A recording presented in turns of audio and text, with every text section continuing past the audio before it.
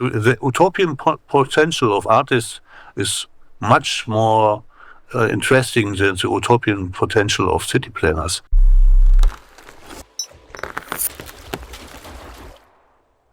Hello, everyone, and welcome back to Sense of a Place. Today, we're joined by Carsten Seiffarth in Berlin to chat with us about sound, spaces, and art. It's going to be an exciting conversation, so let's dive straight in. Carsten was born in the beginning of the 60s in Berlin. He studied musicology, sociology at the Technical University in the city. From 1991 on, he has worked in freelance projects as a curator and producer for sound installation, art, and contemporary music. Carsten curated numerous solo and group exhibitions in Germany and in other countries, such as Austria, the Netherlands, Belgium, Denmark, Romania, Luxemburg, Slovenia, the USA, Croatia, Norway, Mexico, and others. He is the editor of several books on sound art. Since 2014, he coordinates the singuhr projects in Berlin. Between 2010 and 2021, he was curator and artistic director of Bonn Hoeren, urban sound art in Bonn. A very warm welcome, Carsten. Thank you for taking your time to speak with us. Hello. Nice to talk with you. Carsten, let's start with some very general questions. For the uninitiated, in a few words, what is sound art? Well, that's a good question, because sound art is a very open abstract, because it's more or less everything. But my specialization is more in sound installation art, which is not everything. Because sound installation art is just a form of installation art where you, or the artist, working with sound in a given space.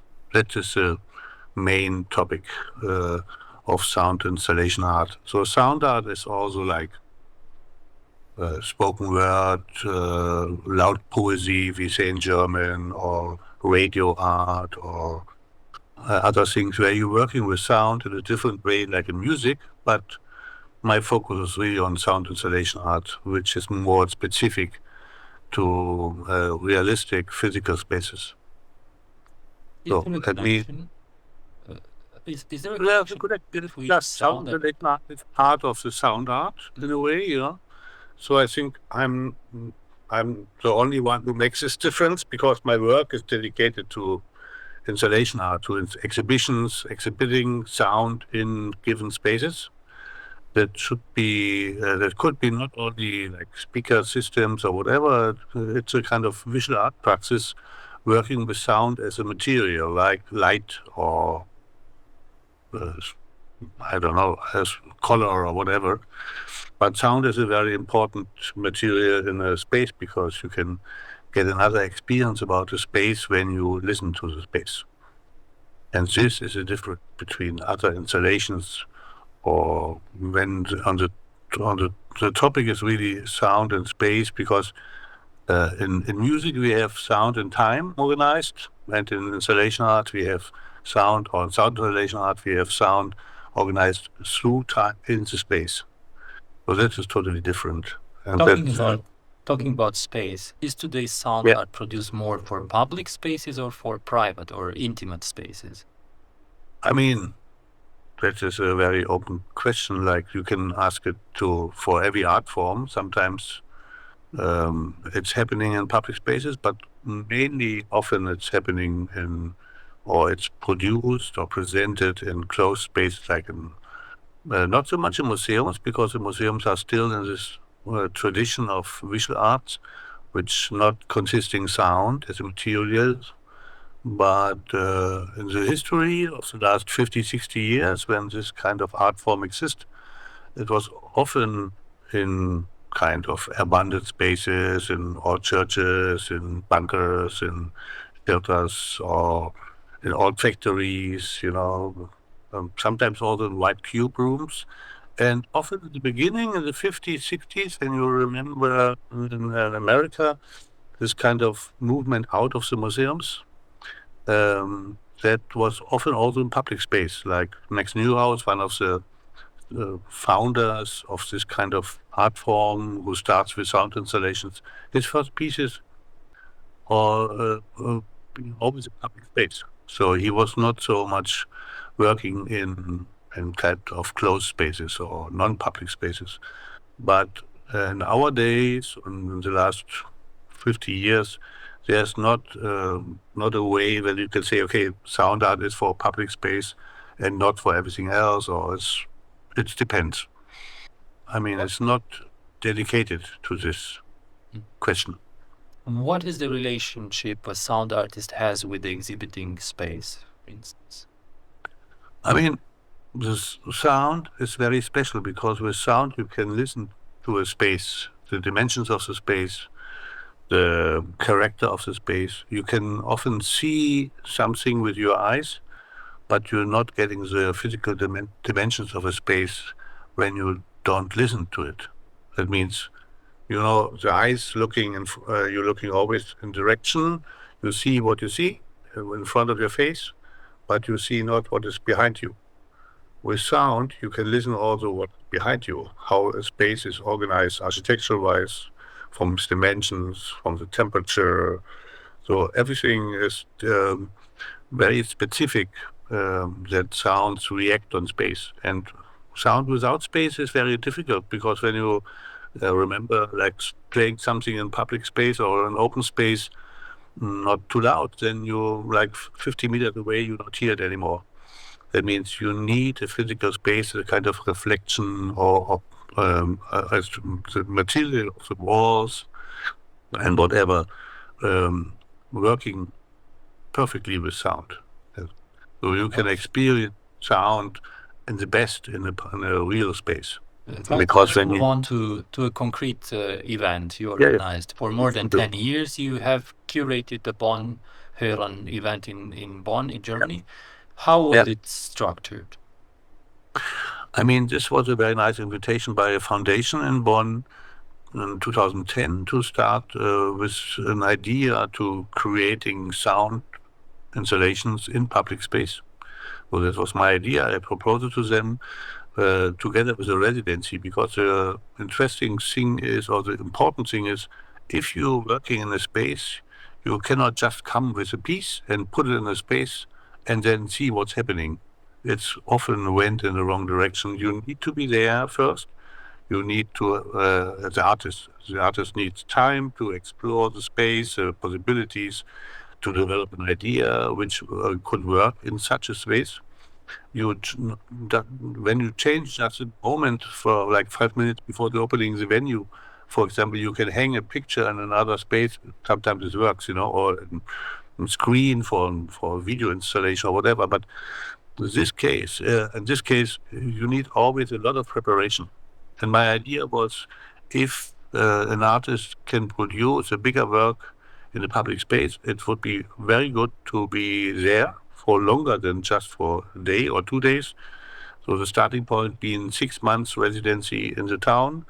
So I call them city sound artists, like in the history from the 19th century onwards, they've been city writers, city composers, city poets, So they're selecting people who doing something, or so they did something for the city, but also influenced by the city. So, and this was the idea that the artist going to Bonn for half a year, and after half a year we can open a space in a public space, one installation, sound installation, or different other things.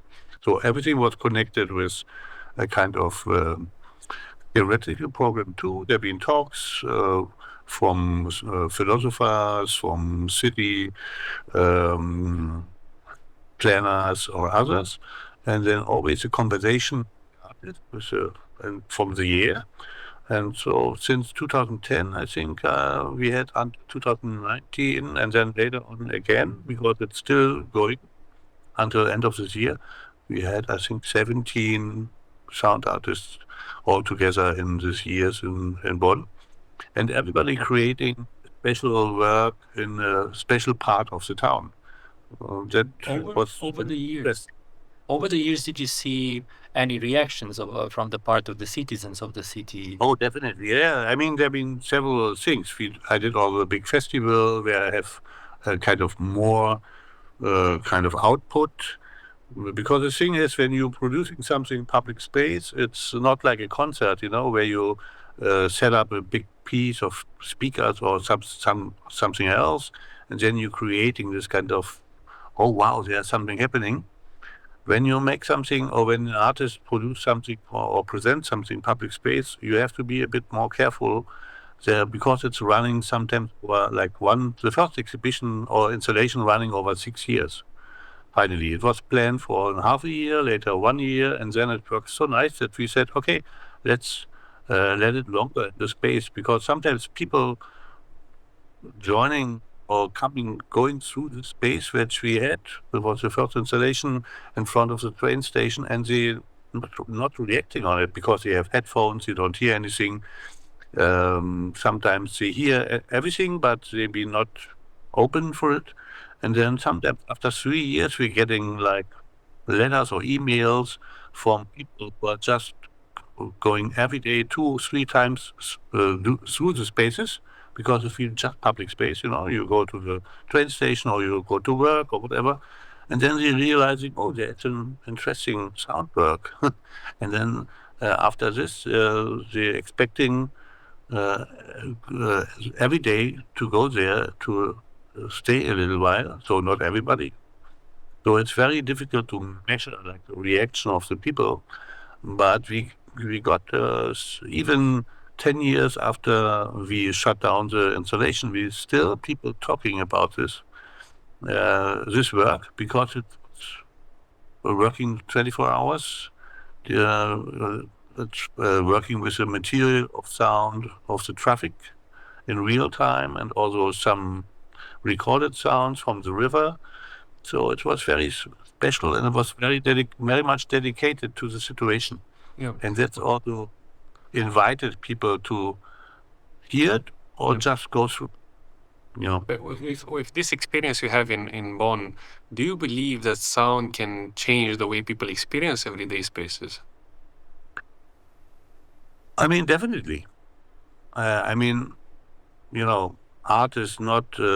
It's part of our life, and it should not dictate or like change situations in spaces, because this is not the artist's role. But I think to open the minds and also giving other utopian ideas a place, that is very much something what artists could do. I remember when I had this decision if I get the project or not, in the discussion in this kind of jury or board, they asked me, okay, why you want to have a city sound artist working like a city planner, making our cities nicer, I mean, more comfortable sound-wise, not so boring, the traffic noise and so on. I said, no, that is not our work. I mean, an artist could and should also collaborate with, for example, a city planner or with other cultural workers to change or situations, or giving at least a view that something else is possible. And this is something which is the utopian potential of artists is much more interesting than the utopian potential of city planners. Because city planners, they are already in this structure. They know what they can do, they know what they should do.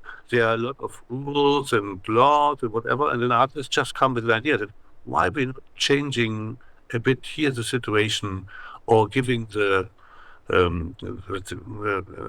topic or some kind of tip to the people that something else is possible in our life.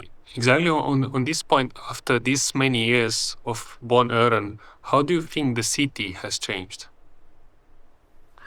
Oh, totally. I mean, it's also very interesting to work 15 years as a non-resident, because I'm not living there. I always come back and also see and can get an experience how work is arranged, but also how it's the feedback from the people, because I'm not going there and say, oh, I'm the curator of this work, let me know what's going on. I'm just sitting there for 1, 2, 3 hours, and looking and listening what people do. Sometimes you're doing just nothing. They're just running through because there's no time. But sometimes, at least they're coming a kind of, oh, huh, what is that? It's interesting because although sound art was also developed, or sound installation art, because of this kind of individualization in the society. That means everybody should think a little bit on his behavior, how you feel, to make the work better. But that's something which you get when you've been in the city. As you know, the city is always loud. Normally, Bonn was not the loudest city, but there are always places which are already so nice arranged for city planners that you should not do something different. Sometimes you can also say something like to protest or whatever, but in this case, the last year has been more dedicated to find questions about, with your experience, you question about the experience of your own city, you know? So that means there comes a sound, for example, which is not really clear where it's coming from, but it's coming from somewhere and it's changing very smart the situation. And you don't know really what's happening, but people taking away their headphones because they, for example, seeing that somebody else getting something out of this work.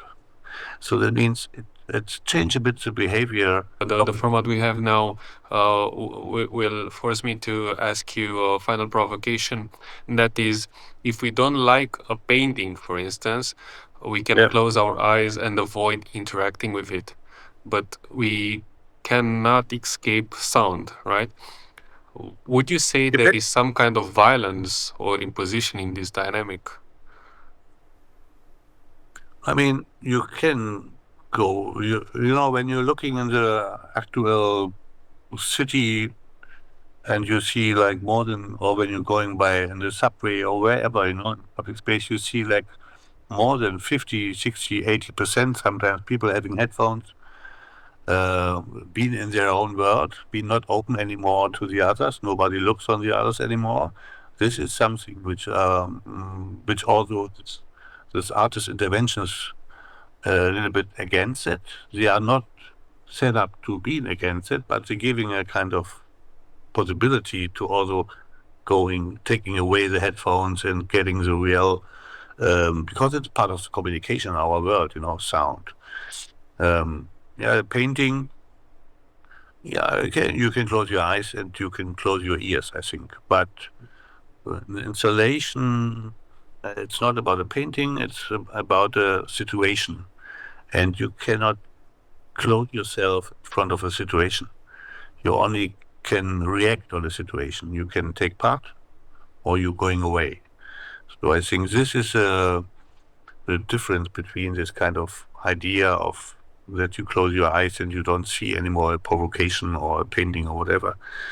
But I think with the sound is the same. It's very difficult to answer because this kind of opposite, it's for me not really existing. You can close your eyes, you can close your ears, you can go even without headphones through a space, but you hear nothing because you are totally in another world and in your brain. That means you are on the way to work or whatever, and you hear nothing, just because our human body they have the possibility to filter all those things away, from that's mainly through your brain. Right. But sound, you always, because it's also going into you when you even don't hear it. And it's coming through your skin, it's coming through your knees, like Leitner said, a famous sound artist from Austria.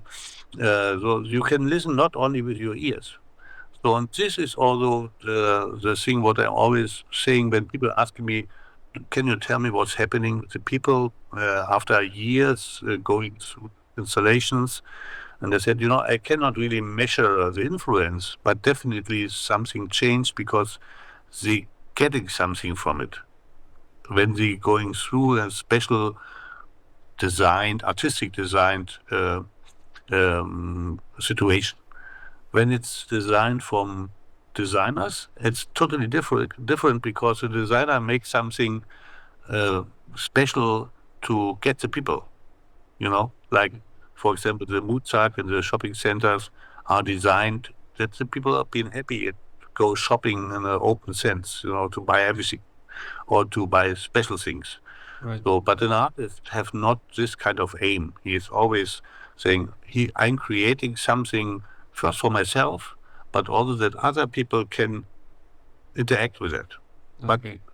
if they not interact, it's not a All right. problem, Carsten, Now, give us a short answer on in which ways does the economic or political or cultural power instrumentalize sound today? For instance, if you have examples of car manufacturers, state control, and so on. Short answer. I mean, Mozart, as you know, it's one of the biggest companies and have a big influence in the economic. Nobody really talk about it, but it's a very rich company in America, and it will be also interesting just to find out who is using this kind of music. It's functional music. But if you see, for example, train stations or subways or public spaces which being open, normally inviting people to stay there, to go through, and they're more and more using sound and music to eliminate people, like homeless people or whatever. That's, for example, a typical example when you're going in Munich with a subway. You hear always Baroque music without rights. It sounds like Baroque music. It's like a fake music, and it's people hate it. People who don't want to listen all the time to music, Or in Hamburg, the same thing on the big train station. So they really taking speakers or speaker systems to put people away who should not be there for this kind of society, like homeless, protesters, drug problems or whatever. So that can be solved in a way with sound, which is crazy. Like this is something which... Let me just jump in with a final question regarding what you just said. What do you think can sound art do against this instrumentalization of sound? I mean, I think it's not a work to do something against it, because that is a work from other people to do against it. But the sound artists, mainly not sound art in general, what is an art form, an art form cannot change anything. But artists are able to open a kind of understanding of such a situation. I know also, for example, people hacking the system from Mozart or from this kind of uh, against violence playing in train stations. You can hack it and then to put other things on it or whatever. I just heard from Georgia, the protesters just taking over the payment system in buses to play some music and other protest songs on it over it, which is normally built up to control you, in a way. So you can do several things when you are more in this activism direction. But mainly, I think what sound artists should or could do, and also doing, they open just the minds and the bodies of the people, that we are not consisting already from this what the society is given to us. That means you can rethink your own position in the society, getting an interesting artwork. You can also getting about more information about yourself, about your abilities, which is already something against this. But it's supposed to be not from the beginning against something, but I think the offer of something new and utopian, this is the way how to resist also in a society who wants to control everything, because arts are always not under control. That's also the dangerous thing for this people who want to have the power. Why art is so dangerous, for them, because they open just with crazy, interesting utopian ideas. The way that people interact different than they want, for example.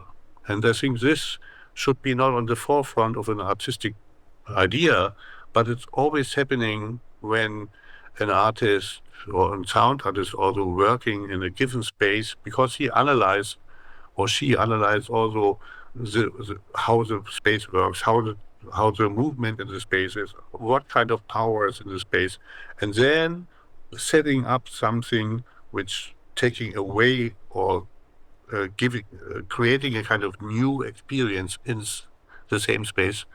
This is something which also finally conclude a resistance. Because I think when the people more listen, then there will be not so many problems that we have in our days. When you listen to each other, not only when you hear. Here is a human thing what everybody can do if you are able to hear. But listen is something very special because it's dedicated and it creates a kind of openness, finally, which is against the social power movements or whatever happening. It's because it's created a kind of resistance already. That's why all the people saying often, I hear it very often, that please learn again, listen. And then you be supposed to be not part of this kind of restricted world, because then you resist already, because you listen. Okay, this is something which I don't want. This is something which I like, or whatever. So against this kind of unification, because everybody is very special, and it's also when you listen to each other and to every single space in a different form, then you realize that life is much wider and more interesting than the power people want to let us know, because they want to put us in a kind of channel to react in their way. I think so. That means listen to spaces is also an opening of the human perception and the human personality. Thank you very much for answering all these questions. I try. Very short. Okay.